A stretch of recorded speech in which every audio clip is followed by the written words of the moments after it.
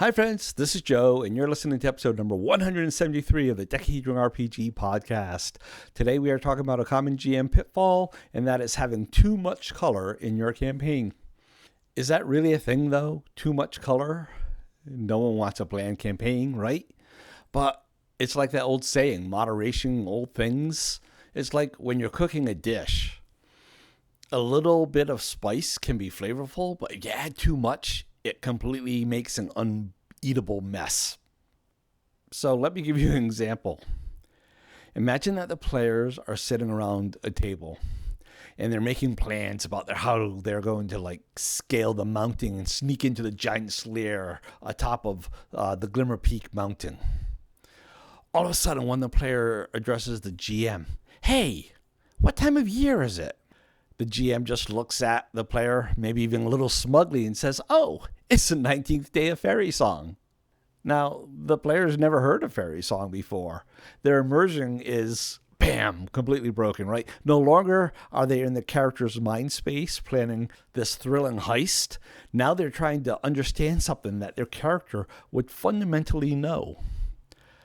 They probably just sigh heavily. Fairy Song? What the freak is that?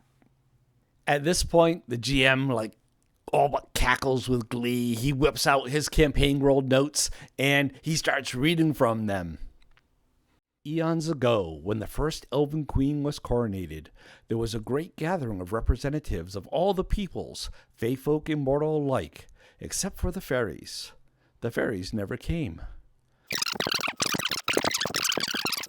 Even the dryads and the sylphs arrived with their tokens of respect, presenting a live sapling of the first tree ever to grow in their enchanted forests. But just as the queen rose to speak, a strange and wondrous melody filled the air.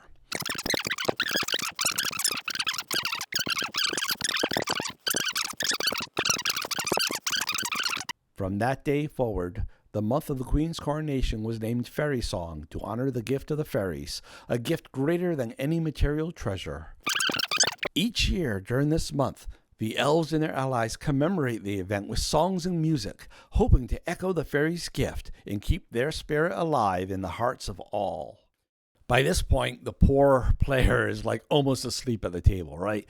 Dude, he yells out, I just wanted to know the season. That was 20 minutes ago, and I still don't know. All right, so that's the example. Maybe it's made up. Maybe it was true. Maybe I was the GM. The world will never know. But even if the example is true, and I'm not admitting that it is, it's still exaggerated. But it's exaggerated to make a point, and the point that it's making is true. And that is that when your world has too much color, too much spice, it can create a few problems. The first problem is that it breaks immersion. This is kind of counterintuitive because the reason that you're adding the spice is to make your world feel more immersive. But the world we live in as players is different from the world that our characters live in. And that's a good thing, right? That's kind of the whole point of playing these games. There are no dragons or spaceships in the world that we live in, but I want to play in worlds where they are. But every level of disconnect between our world, the player world, and the character's world is another level of mental disconnect. It's another level of I can't think from my PC's perspective. Rather, I need to think outside of it and then go through a translation step. Sure, you might think that having a custom calendar with fun month names makes your world feel more real, but reality isn't everything. I mean, if we were playing in a game set in 12th century Britain, maybe like an early Robin Hood legend or something, and you wanted things to be real, right? Everyone at the table should be speaking Anglo-Norman. And I don't think there's anyone out here listening that knows Anglo-Norman. And again, it's an absurd example because that's the point. Too much color makes things absurd. Another issue is that too much color causes an information overload in the player's mind. Not only does the player need to remember his sword does like 1d8 of damage, and then his armor's damage resistance is 3, and that the barkeep's name is Bernard, and that they're in the town of Gwendale, and the Duke's sister's the chief cleric at the Temple of Zephyrus. But now they need to know the name of like 10 new months just because you thought it was cool? Is calling the month Fairy Song really adding anything to your game? Are you really losing anything in your game if you just call it April? I don't think so. The third issue is one of pacing. Like I did in the example above, the gaming had to stop while the GM explained what the month was. Of course, in real life, hopefully, the GM wouldn't have gone into so much painstaking detail, and it would have only been like 3 minutes instead of 20. But the player is still yanked away from the activity that he was invested in and that he was enjoying to listen to a story that the GM made up just so that he could call April Fairy Song instead.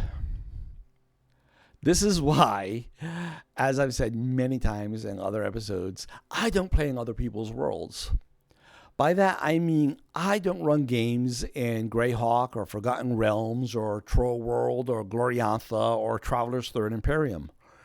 All of these require, again, in my opinion, too much cognitive investment from the players. Not only do they need to know the game rules and then your house rules on top of that, now you're going to make them know Forgotten Realms? And how does that even work if they don't, right? Aha! You messed up. Had you read the 17th novel in the Forgotten Realms series, you would have known that the Northern Barbarians are offended by herbal tea. Yeah, it's silly. Unless you don't require them to know those things, in which case, why bother to make a point of them? You know what I mean? As a side note, because there's exceptions to every rule, there are 2 worlds that I will run games in, 2 worlds that aren't my worlds, right? One is Paranoia's Alpha Complex, because that is paranoia, right? And you can explain it in like 30 seconds to a player, and the computer is so messed up in Paranoia, right, that there's really no such thing as continuity. You can just dump them into this current situation, and they don't need to know a lot about the past because the computer rewrites the past every day or so. So it doesn't really matter. The other world I'll run games is Star Trek, because everyone out there is probably already a little familiar with the Star Trek universe. And I don't require them to know everything. Pretty much just that Federation good, Klingons, Romulans bad. And even then, I don't tie myself to the existing continuity. I pick a starting point and I go from there. Anyway, we're getting off track. So what do I think that you should take away from this? The first thing is that you absolutely need flavor. You might be thinking that I just spent this whole episode talking about how bad flavor is. But the nuance there is that I've been talking about how bad too much flavor is. Like I said in the beginning, it's like spice. If you don't use any, your game will be bland. So then how do you know what that right amount of color, that right amount of spice is?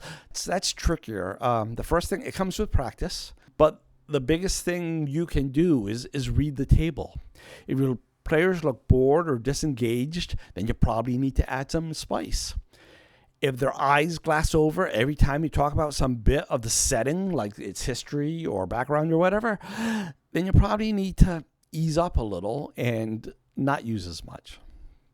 The second thing I want you to take away from this is that it's fine, it's probably even preferred, to have facts and color in your head as the GM. That way you know the world, you know the setting, it lives inside your brain. And that way when the players ask you something or they encounter something, you can just whip those facts out of your brain and sprinkle a little bit of the spice on it, so to speak. But you're not overwhelming the players with it. You're keeping it in there, you're keeping it in your head until the players come in contact with, and you're only telling them what they need to know and what they're interested in knowing. The last thing I want you to take away from this is don't require players to know these random factoids about your game world. If they're about to do something like offering herbal tea to the Northern Barbarians, that's not really a Forgotten Realms thing, by the way. I made that up. I don't know anything about Forgotten Realms. I've never read a Forgotten Realms book in my life.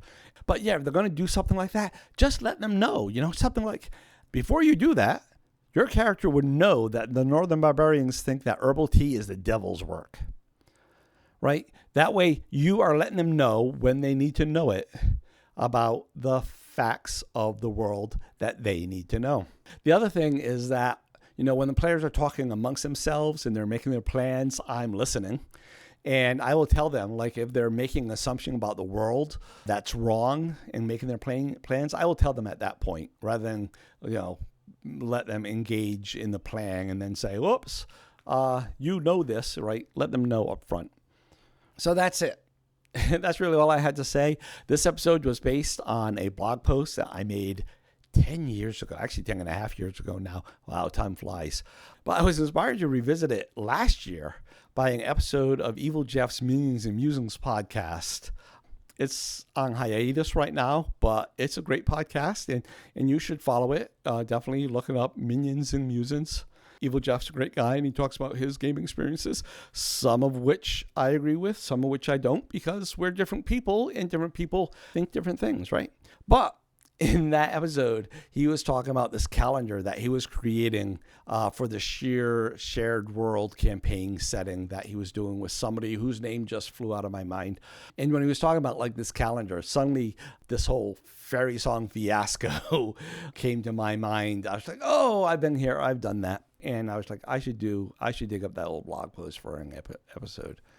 But yeah, so that's it. What do you think? Am I a nutcase? I often say that I'm a minimalist player, and this is one of those examples of my minimalism. This is when I talk about minimalism, this is the type of thing I'm talking about. Have you encountered situations with too much color? Have you encountered situations with not enough color? Yeah, let me know about your thoughts on all this. If you're watching on YouTube, you can leave a comment below. You can email me at feedback@dekahedron.com, or you can call the feedback line at 562-774-2278. That's 562-RPG-CAST. Or you can leave a voice feedback at sayhi.chat/dekahedron. Remember that dekahedron is spelled with a K. All those links are in the show notes, or they're on your screen right now, or they were on your screen if you're watching on YouTube. And as always, thanks for watching and or listening. And until next time, happy gaming, happy life. Bye. One last note, if you're watching on YouTube, I'm doing this differently. Up until now, all my episodes, I filmed myself talking. And this one I'm doing as sort of a faceless or a headless episode, and I'm just showing slides, sort of like you would death by PowerPoint type thing. Let me know if you like this better. Let me know if you think it's worse. I'm curious. Personally, I like episodes with people in them, which is why I made it like that. I feel like when you see those episodes where all you see is somebody's hands or nothing at all, just a book or whatever that they're talking about, I feel less engaged with that video, because even though I am very much an introvert, I'm also a socially minded human. And so I look for that connection with another human, and without a face to look at, it's harder to form. But hey, this was an experiment. Let me know what you think. Thanks again. Talk to you later. Bye.